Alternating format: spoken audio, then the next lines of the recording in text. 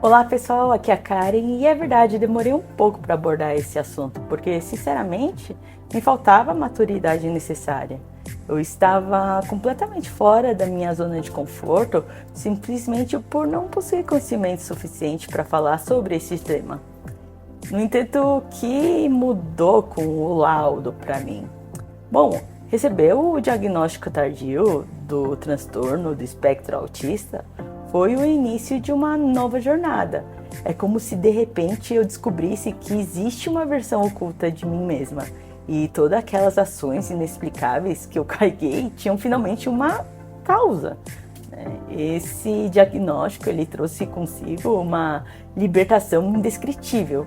Imagina descobrir que você pode ser você mesma sem aquele peso do auto-julgamento. É um processo de autodescoberta que vale completamente a pena.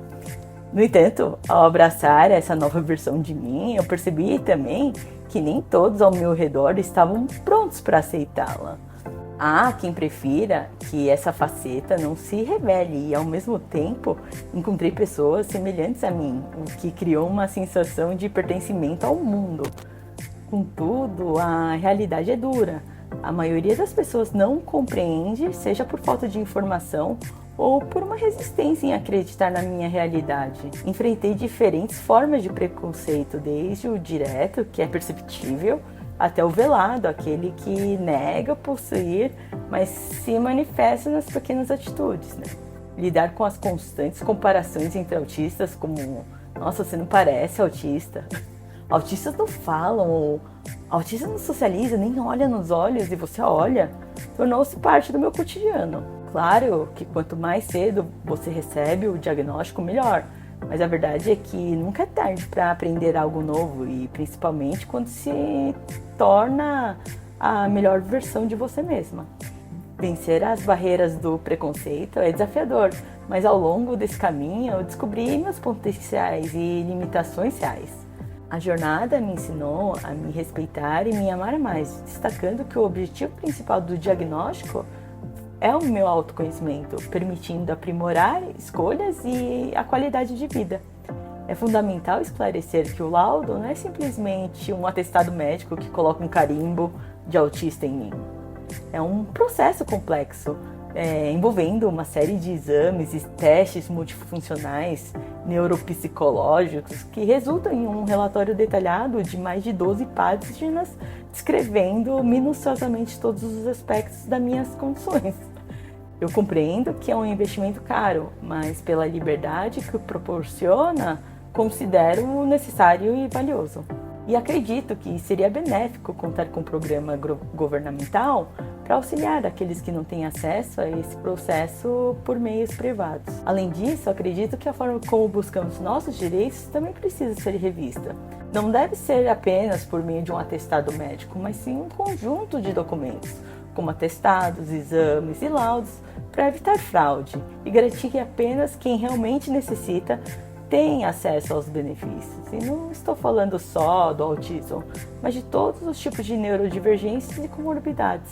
Claro que existem exceções, como no caso de criança ou níveis mais graves de suporte, onde um atestado médico pode ser suficiente, desde que acompanhado por relatórios de outros profissionais que também acompanham o paciente. Como uma pessoa do nível 2 de suporte, muitos podem achar que é fácil para mim, que minha condição é leve, que não aparento ser autista. A deficiência é oculta. Enfrentar a dificuldade interna, controlar as emoções quando eu desregulo, é um desafio constante para mim. Muitas vezes, a sociedade contribuiu para essas dificuldades ao longo da minha vida.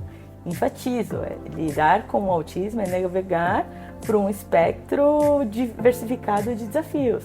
Eu vou relatar alguns dos meus desafios, desde a dificuldade em evocar memórias pessoais até a incompreensão das regras sociais. Meu percurso é marcado por nuances que refletem a complexidade desse transtorno. A exaustão é uma constante, alimentada pela sobrecarga sensorial e pela desmotivação social que se instala. Meu foco muitas vezes é prejudicado tanto na atenção alternada quanto na voluntária.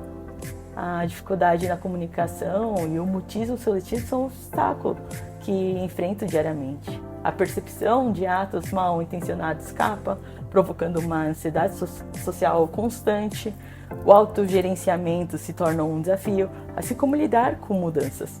Manifestações somáticas e uma luta para integrar informações no cérebro, marcada por detalhes minuciosos, compõem meu cotidiano.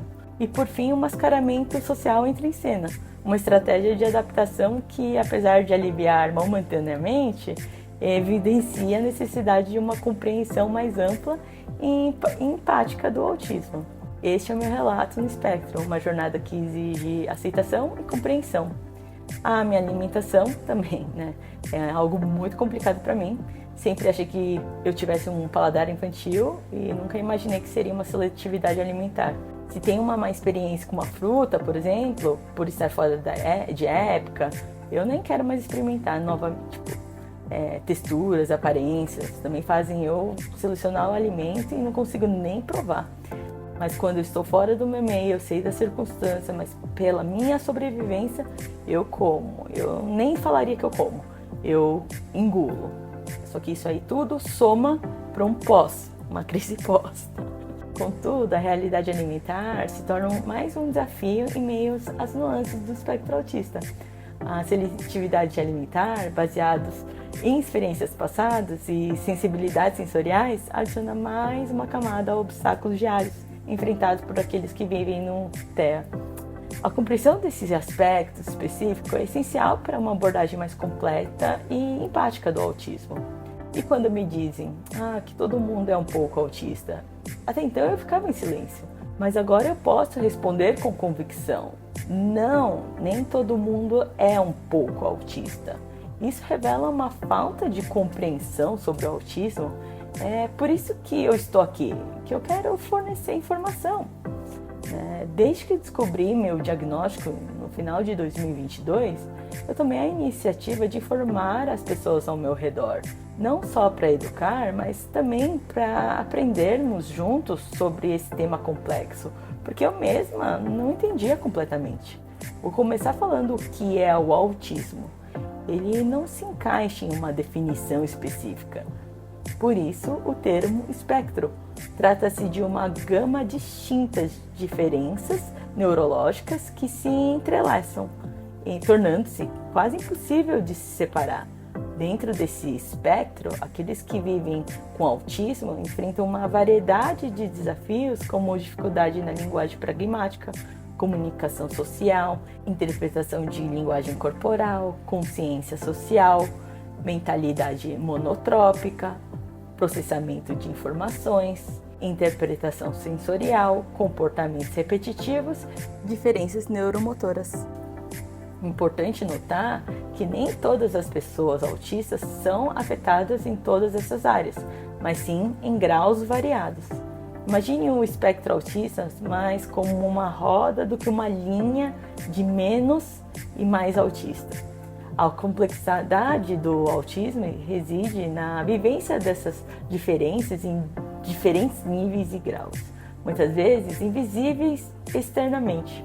Quando dizem que todo mundo é um pouco autista, talvez estejam se referindo a uma ou duas dessas diferenças, mas o autismo abraça todas elas, não apenas uma ou duas. Por exemplo, alguém pode enfrentar desafios no processamento sensorial, mas não tem dificuldade em socializar. Isso provavelmente seria considerado transtorno do processamento sensorial e não autismo. Ser autista implica em enfrentar dificuldades em várias categorias que abrangem todo o espectro autista, e cada indivíduo autista é afetado de maneira única por essas diferenças. Agora vamos adentrar no critério de diagnóstico para o transtorno do espectro autista, o DSM-5.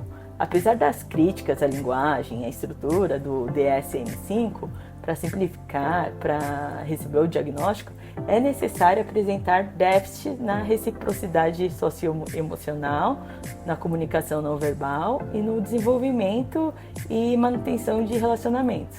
Mas o termo déficit é preferido substituir por diferenças, mas estamos seguindo a nomenclatura do DSM-5. Além disso, deve haver comportamentos restritos ou repetitivos em duas ou mais áreas, como discursos estereotipados, movimentos motores repetitivos, aderências excessivas à rotina, resistência à mudança e interesses restritos. Esses sintomas devem estar presentes na infância e causar prejuízo no funcionamento diário. É essencial ressaltar que ser um pouco tímido ou socialmente desajeitado não significa necessariamente ser autista. Quando dizemos que todos nós somos um pouco autista, corremos o risco de desvalorizar a experiência genuína de quem vive de fato com o autismo. Ser autista não é algo trivial, é um desafio complexo denominado deficiência devido aos impactos significativos em nossas vidas. Algumas pessoas podem se identificar com uma ou duas dessas características, mas ser verdadeiramente autista envolve enfrentar essas diferenças em diversos aspectos. Outra analogia útil é a comparação com a perda de memória. Todos esquecemos coisas, certo? Então, mas isso aí não implica que todos nós tenhamos uma demência ou Alzheimer. Essa comparação ajuda a ilustrar que nem todos são autistas. Enfim, por fim, é crucial compreender que muitos traços autistas são observados externamente e não refletem necessariamente a experiência interna da pessoa autista. Mesmo que alguém pareça menos autista exteriormente, pode estar lidando com desafios significativos internamente. O espectro autista é verdadeiramente diversificado e conhecer uma pessoa autista significa conhecer apenas uma experiência autista.